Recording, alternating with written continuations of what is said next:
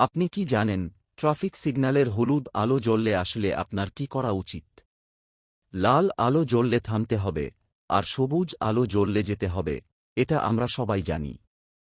কিন্তু আপনি কি জানেন, হলুদ আলো জ্বললে আসলে আপনার কি করা উচিত? কিংবা মাঝরাতে যখন সিগন্যালে হলুদ আলো দপ করে বা ফ্ল্যাশ করে, তখন চালকদের জন্য নিয়মটা কি? আজকের ছোট্ট ভিডিওতে আমরা ট্রাফিক লাইটের এমন কিছু গুরুত্বপূর্ণ নিয়ম জানব, যা আমাদের প্রতিদিনের জার্নিকে নিরাপদ করবে। রেড লাইট বা লাল আলো।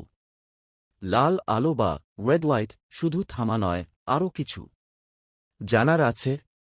লাল আলো মানেই গাড়ি সম্পূর্ণ থামানো। কিন্তু মনে রাখবেন, গাড়ি থামানোর সঠিক জায়গা হল জেব্রা ক্রসিং বা স্টপ লাইনের ঠিক পেছনে। অনেকেই লাইন পার হয়ে গাড়ি থামান, যা ট্রাফিক আইন অনুযায়ী একটি অপরাধ। ইয়েলো লাইট বা হলুদ আলো। হলুদ আলো বা ইয়েলো লাইট সবচেয়ে বড় কনফিউশন। সবচেয়ে বেশি ভুল ধারণা থাকে হলুদ আলো নিয়ে।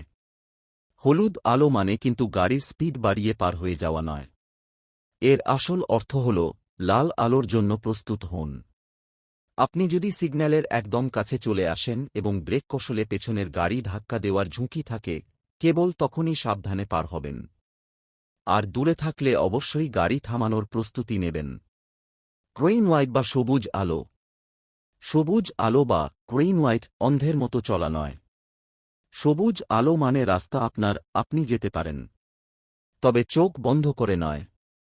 বিশেষ করে ডানে বা বামে মোড় নেওয়ার সময় অবশ্যই আগে পথচারীদের পার হতে দিন।